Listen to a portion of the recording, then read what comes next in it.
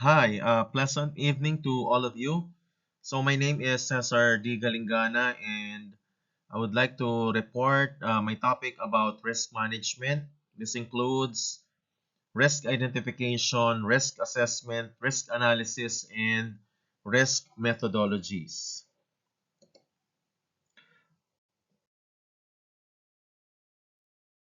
So when you talk about risk management in cybersecurity, it is actually a critical process that involves identifying, assessing, and even prioritizing risk to an organization's information's assets. It aims to mitigate the potential impact of cyber threats while ensuring that business objectives are met. So, here are the overview of the key components involved in the effective risk management in cybersecurity. The first one is risk identification. This involves asset inventory, threat identification, vulnerability assessment. And for the number two, we have the risk assessment. This includes the qualitative assessment, quantitative assessment, and even risk matrix. So later on, I'm going to differentiate the first two of the risk management. I'll go first with the third one, which is the risk mitigation. When you say risk mitigation, under this one is the implement controls.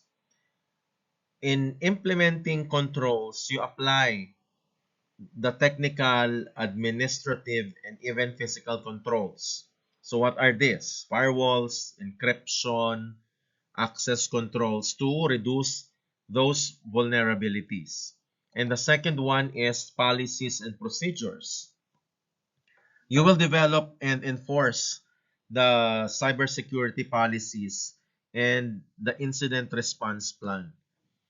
And the third one is training and awareness. You educate employees about cybersecurity best practices and the importance of its vigilance. And the fourth one is risk monitoring and review. This involves continuous monitoring. When you say continuous monitoring, you regularly monitor the networks and the systems for the new threats and vulnerabilities. What about the audits and assessment? You conduct periodic audits and risk assessment to ensure controls are effective and up to date. And the last one here is the incident report. Incident reporting, you establish a system for reporting and analyzing security incidents to learn and later on to improve. So the fifth one is risk communication. This involves the stakeholder engagement. When you say stakeholder engagement, you communicate the risk management strategies and policies to stakeholders, including the executives, employees, and other partners. And for the reporting, you provide a regular reports on the risk status and mitigation efforts to management and to the board of trustees. For the sixth one is the compliance and governance. When you say compliance and governance, you ensure compliance with the relevant laws, regulations, and standards. Example, the GDPR or the General Data Protection Regulation, the HIPAA or the Health Insurance Portability and Accountability Act. Actually, this is a federal law that protects the patient's sensitive health information and was signed by the former president Bill Clinton in the year 1996. When you say governance framework, you establish a framework for cybersecurity governance that aligns with organizational objectives. So the outcome of this one, number one, there is you enhance. You enhance protection of the citizen and the critical infrastructure. You improved also cybersecurity posture of the municipal government. There is an increased public trust in the security of the municipal services. And the last one is better prepared. against the modern cyber threats.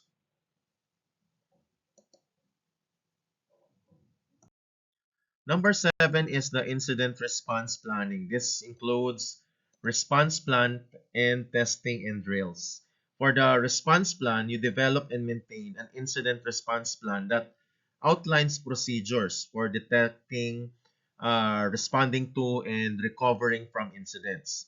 And for the testing and drills, you regularly test the incident response plan through simulations and drills. And for the eighth one, we have the risk acceptance. There are two. It can be of informed decisions and documented justification. For the informed decisions, in some cases, organizations may choose to accept certain risk based on their risk appetite and business objectives.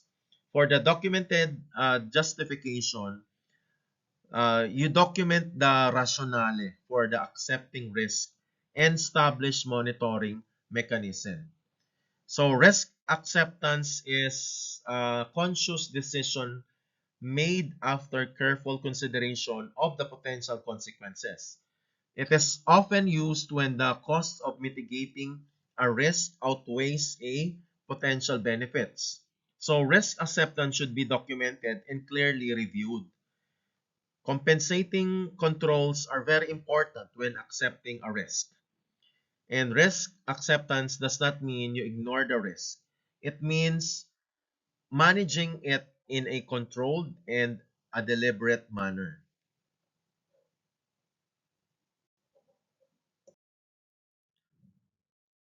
Let's go now for the risk identification, in which I will explain just like what I promised a while ago. So when you say asset inventory, you create a comprehensive list of all the IT assets, including hardware, software, data, and the personnel itself. Example, an organization use an automated tools to catalog devices connected to its network.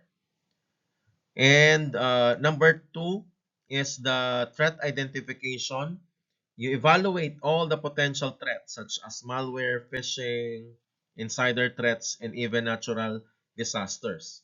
For malware, this includes viruses, worms, and even ransomware.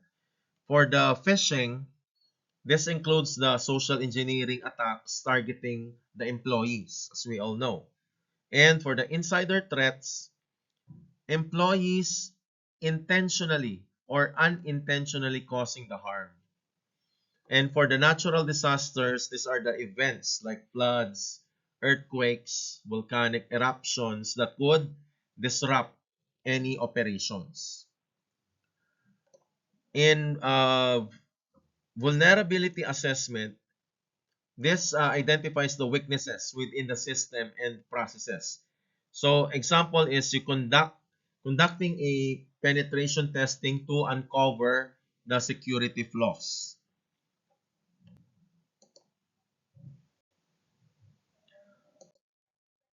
Let's go to the risk assessment. When you say a risk assessment, this involves evaluating the identified risk to determine their potential impact and likelihood. So for the quality assessment, it uses a subjective evaluation methods to categorize the risk. Example, for the tools, we have the risk matrix plotting risk, identifying if it is high, medium, or low based on the severity and the likelihood.